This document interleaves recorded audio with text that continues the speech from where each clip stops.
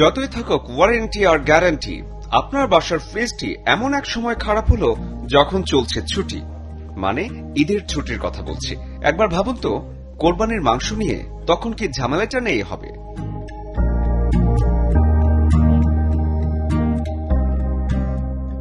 বলে কয়ে তো আর ফ্রিজ নষ্ট হবে না।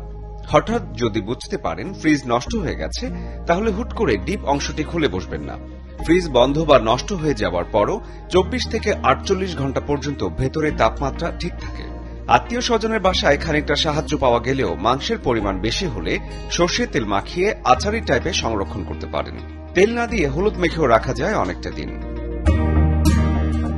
কোনোভাবেই ফ্রিজ ঠিক না হলে মাংস বের করে বরফ গলা পর্যন্ত অপেক্ষা করুন। রোদে শুকিয়ে মাংস রাখা সে তো অনেক দিনের প্রচলিত। হঠাৎ ঝামেলায় পড়ে গেলে আপনিও ট্রাই করতে পারেন এই পদ্ধতি। মাছ বেশি থাকলে ভালো করে ভেজে এয়ারটাইট বক্সে রেখে দিতে পারেন। তবে খেয়াল রাখতে হবে কোনোভাবেই যেন বাতাস না লাগে ভাজা মাছের গায়ে। আর সবজি থাকলে ফ্রিজ থেকে বের করে ভালো করে পানি শুষে এয়ারটাইট সিস্টেমে রাখতে পারেন। Desk report, channel 24।